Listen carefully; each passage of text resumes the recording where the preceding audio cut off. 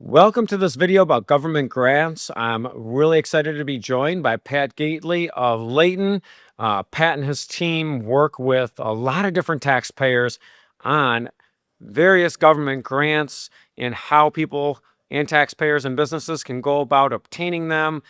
And I've been a CPA for more than 25 years, and until I met Pat and the team at Leyton, I thought that grants were really primarily available only to nonprofits and religious organizations. So I knew they were out there, but wasn't really sure how the process worked.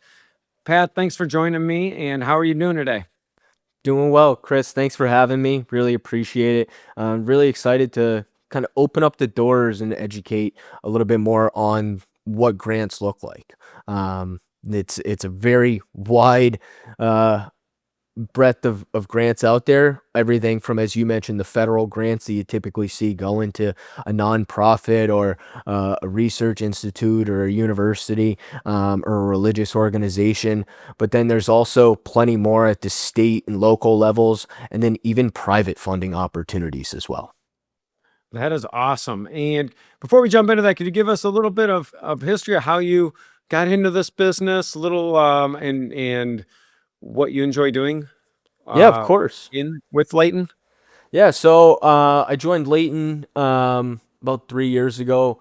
I guess my background in trade and in school was finance and management. So Leyton was just a wonderful fit for me. I immediately fell in love with the team and what we do because it's really focused on identifying these hidden grants and other incentives out there for taxpayers to leverage to open up free cash flow for their business, give them opportunities to reinvest, empower their growth and scale their future is really kind of why I love Leighton so much and the work that we do.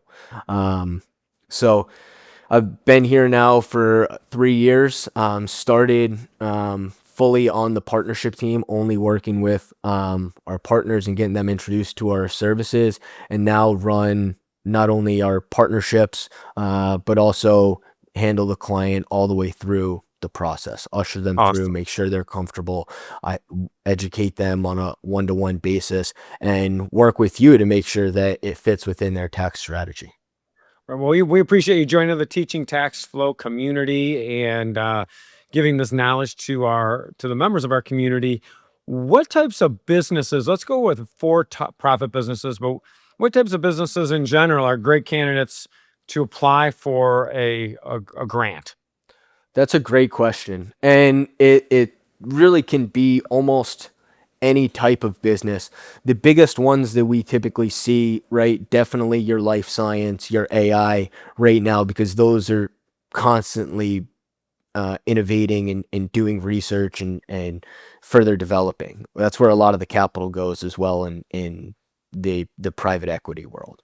So a lot of opportunities there. But then groups like manufacturers that are looking to kind of scale their manufacturing processes, companies like breweries that are looking to kind of maybe have a more of a social impact, and work with, have a community garden that they're sourcing a lot of their fruits from for their brews. So those are just a couple of examples. Outside of that, agriculture, you see a lot in that space, and then you see a lot in the commercial real estate space, specifically in relation to energy efficiency and how are we making our building uh, Ah, consume less energy, reducing our operational costs and our maintenance costs over time, and still having the same quality of life and living for the tenants. okay. So a lot of commercial developers, and typically building size. At what point does start making sense? Um, In really a lot of different applications, right? You could have a 12 unit condo that you're looking to try and make really energy efficient so that way the tenants' energy costs are extremely low and get a lot of government or state and local grants for that, depending on the counties that you're in.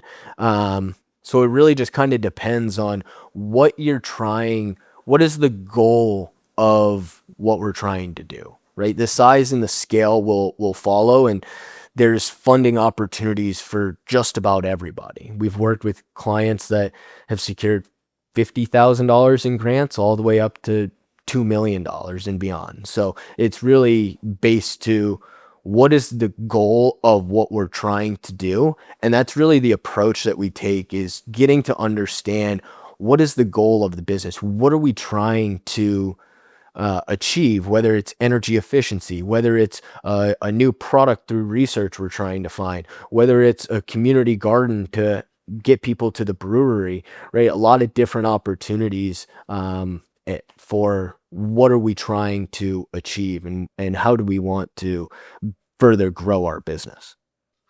And I know you said mentioned, so there are federal, state, and municipal or local grants.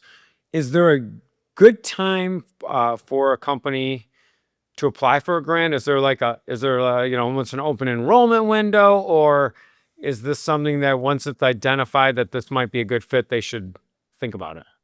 Yeah, so I would say more the latter in that case, right? Of course, there are different grants that have open application periods, and those are always occurring on a rolling basis. So if, I guess, as soon as they're kind of starting to think, where can we get funding for a new project, really whatever it may be, whether it's hiring, workforce development, being more sustainable, whatever it is, if they're looking for funding to try and get that project off the ground, that's really when the conversations should start.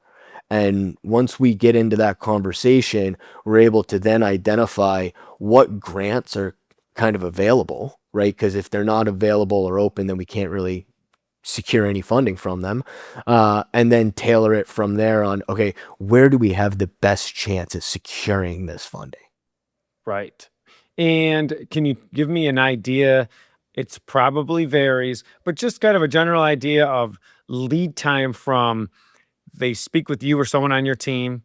You guys feel like have a good case for a grant, or a good chance that the application would be improved or approved rather. What's the typical time frame from application time to funding for most grants?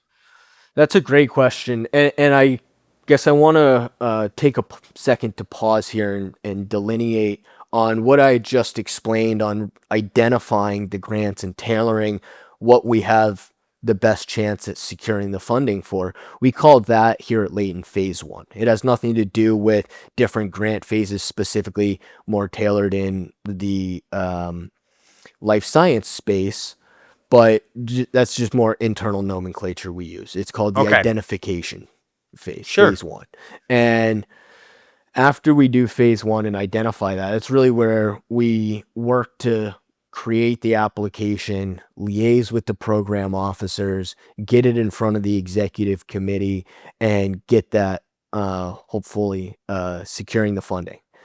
In that process, it really kind of depends on, I guess, the technical documentation that we need to create the application for the client. If the turnaround on that is pretty quick, then we can usually get it in front of the program officers within a week or 2 weeks. And then Okay. from there, it's really how fast do the program officers respond.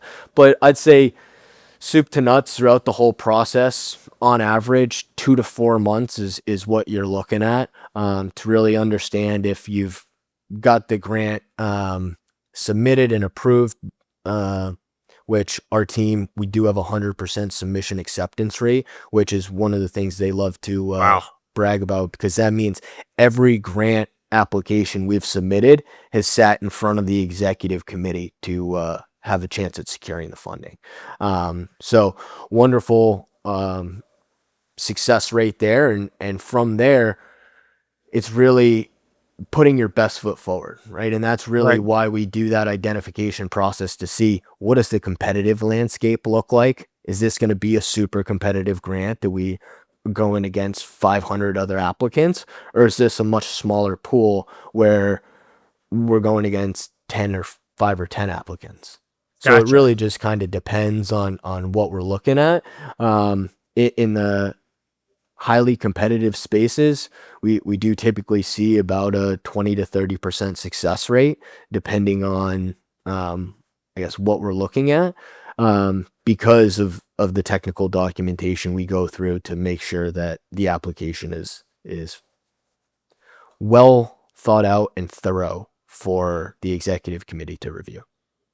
Final question on grants. Are some of are these is this something you apply for annually for most grants, or are there some that you might obtain it and then you just have to renew it every year?